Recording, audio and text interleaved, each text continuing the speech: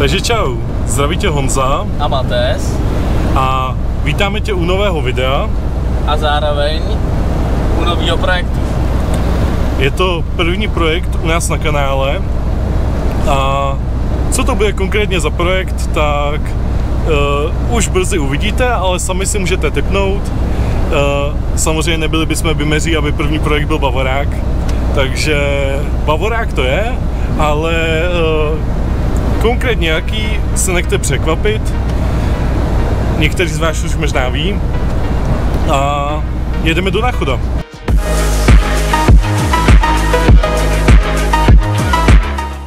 Jedeme do Náchoda, vyjeli jsme v celku docela dost brzo, už máme skoro 10 hodin, každopádně Praha a celkově provoz nám k tomu moc nepomáhá. Každopádně rozhodli jsme se ohledně nového projektu díky inzerátu, který jsme našli. Klidně vám sem ústřižek hodím. Když jsme viděli ten inzerát, tak jsme si řekli, že to je něco, co přesně se hodí pro nás. A je to přesně ten styl, co my jsme hledali teďka v nejbližší době. Je to přesně to, co my jsme vlastně potřebovali. A chceme pro vás začít projekt od začátku. Od začátku, od holí kastle, začít prostě všechno skládat, chceme vám kompletně všechno natočit, abyste viděli prostě co a jak. Ukážeme vám vlastně podrobný návod, ukážeme vám co a jak, od začátku stavby, jo, po první start. Na všechno se můžete těšit. Samozřejmě je taky možnost, že tento vlog ani neuvidíte, pokud zjistíme, že vlastně to, co my přesně hledáme, není ono, takže sami víte, jestli se teď na to koukáte nebo ne. A těšte se. Momentálně tak jsme kousek před Náchodem. My tam dojedeme, uvidíme, jestli uděláme nějaké video z místa, ale přímo bychom tam nechtěli ještě původního majitele tím nějak otravovat.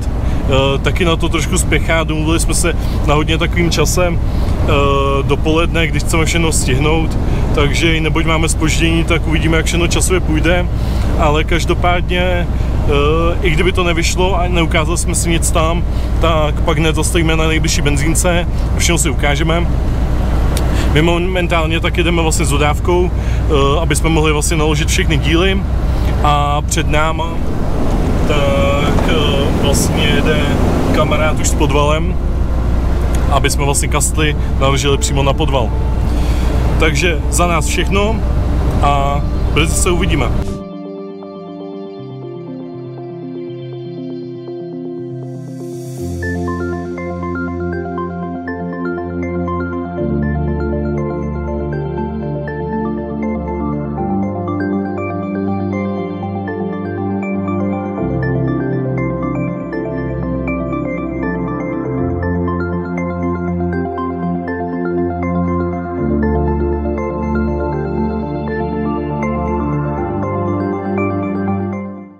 Tak a je to tady. Čekali jsme, že teda to bude všechno za námi dřív, ale no, mákli jsme si slušně. Čekali jsme, že budou nějaký náhradní díly, ale jako nevěřili jsme, že toho bude až tolik. Že budeme mít tolik dílů několikrát. Každopádně na místě jsme nakonec nenatáčeli, máme nějaké fotky, které možná střihneme do videa. Každopádně je to tady, no. Začíná náš nový projekt E30 a od teď tak to všechno začíná. A až dojedeme, tak vlastně vyklidíme všechny díly, karosérii, tak si vlastně hodíme na zvedák, to všechno uvidíte. A ve chvíli, kdy vlastně vydáme všechny díly, tak bychom chtěli vlastně to zdokumentovat, ukázat, jaké díly máme, abyste viděli, co všechno je, co bude potřeba. Zároveň tak si rozvrhneme časově pak udání, co bychom chtěli dělat jako první a jak budeme pokračovat. Každopádně, pokud byste pak měli jakékoliv otázky, nebo nám chtěli s čímkoliv poradit ohledně stavby, chtěli bychom všechno vydávat v aktuálním čase, takže zrovna aktuálně, když se na tom bude pracovat, tak bychom chtěli do týdnu zveřejnit nějaké video. Takže jakýkoliv rád a pomoci se určitě nebráníme. I pro nás je tohle nová zkušenost, dost věcí budeme dělat poprvé, ale tak od toho jsme si to taky vzali. Chceme prostě se zároveň něco naučit, zároveň takových projektů plánujeme do budoucna víc, takže určitě s jakýmkoliv nápadama nebojte se psát, my budeme jenom rádi. Stejně tak, kdybyste měli jakékoliv otázky ohledně stavby, čehokoliv, rádi v komentech všechno zodpovíme. A teď už asi se uvidíme, až budeme stát a ukážeme vám, co jsme si to dovezli. Takže čau, máme tu druhý den. Včera tak jsme bohužel už nestíhali nic natočit z toho, co jsme si dovezli. Protože jsme přijeli docela na večer a potřebovali jsme rychle sklidit díly, odnést je vlastně do naší, teďka do takového našeho společného projektu jedné garáže. Bohužel ale to je teďka začínající projekt, takže tam nemáme elektřinu nic, takže z důvodu toho, že tam není světlo, jsme nám potřebovali ještě za světla rychle donést věci. Jenom vykládka dílů tak nám zabralo 3 hodiny z karoserií, takže nás to docela zdrželo. Každopádně si ukážeme, co tady máme. Máme tady karoserii BMW E30, kterou jsme si dovezli. Je vlastně komplet po celou laku.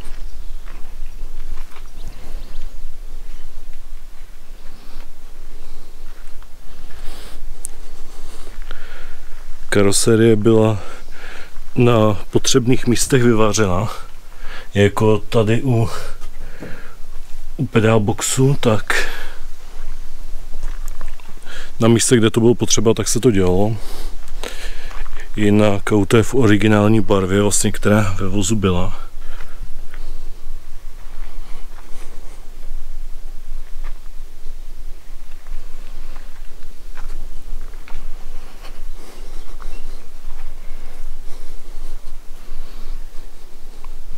Na karoserii tak už jsou nové skla, takže tam taky respektive dost věcí ulehčilo. A co se týká karoserie, tak karoserie je vlastně po celou laku blatníky, jeden nárazník, každopádně nás budou nás ještě čekat dveře, všechny štvery a jeden nárazník. Plus ještě zvažujeme, že by se na auto dokoupilo emekové křídlo a to by pak šlo taky do laku. Tady tak pak už máme kapotu a tady už to záživnější. Máme tady věci, co uvidíte v prvním díle nejspíše. Jsou to věci na nápravu. Dále tady máme úplně nové poloosy. Nové kotouče. Tak. A máme tady motor.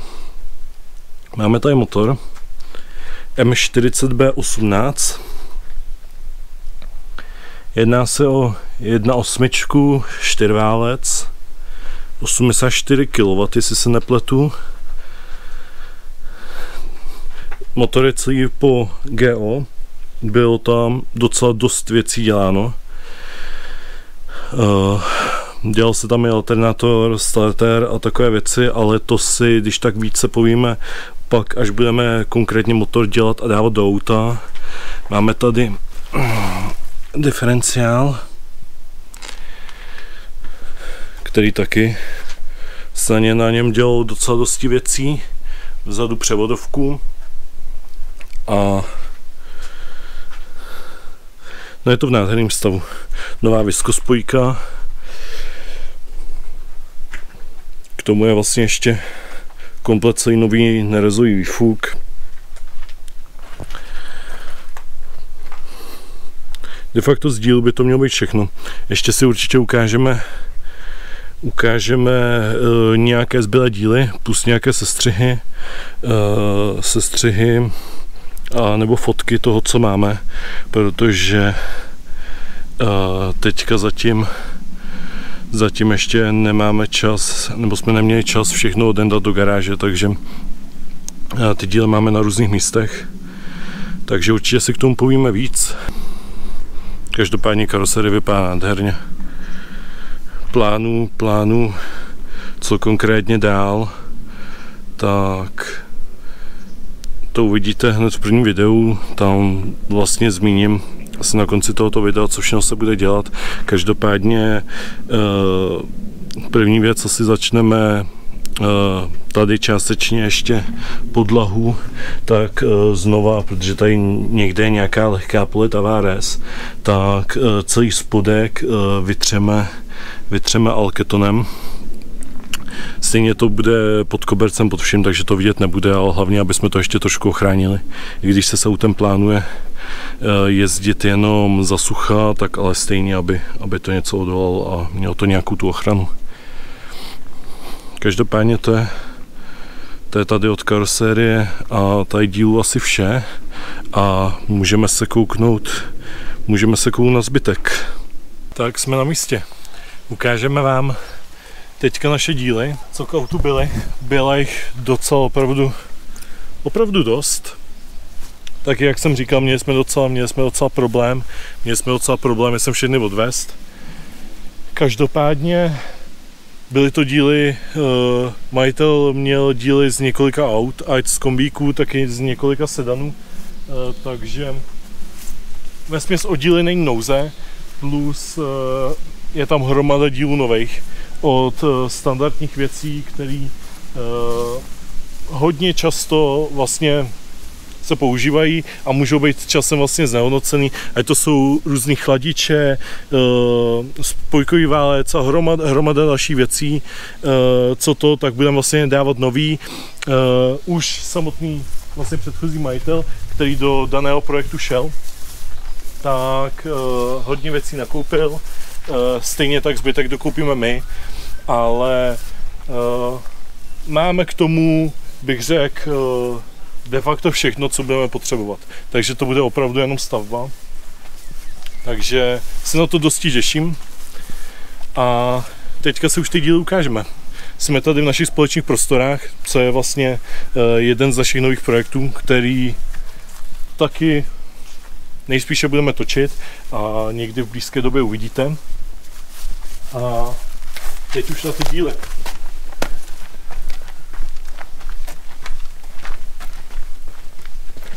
Díly jsme si už stihli jsme 10% dílů tak nějak rozstřídit. Máme tady od různých držiáků, tady palivová soustava, části z rozdělovače, takže to pak vlastně půjde přímo už vlastně, co se týká motoru. Máme tady nějaký exteriérové prvky od ledvinek, nějaký od značky ještě starý, to se všechno bude dávat novým.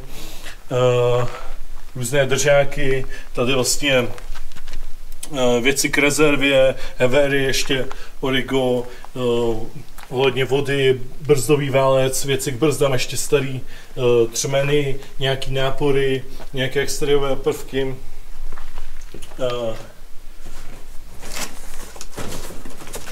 Tady už, jak jsem řekl, tak máme vlastně fungonový chladič. Tady, když se koukneme, tak celé tohle vlastně až dozadu, tak je vlastně plný dílů. Je toho extrémně moc, všechno to je v krabicích. Máme tady od hezkých dveřových panelů, jsou hned tady to jsou vlastně originál hela světla, které jsou teďka rozdělené. Takže určitě světla tady budeme pak, máme k tomu dvě topení. Hromada vnitřních tapucí rungů, ať kufru, to máme snad ze 3 ze 4 aut, gumy, těsnění, máme tady nově nalakované blatníky, nárazník, hromada dalších dílů, je tady de facto všechno, co je tak nějak potřeba.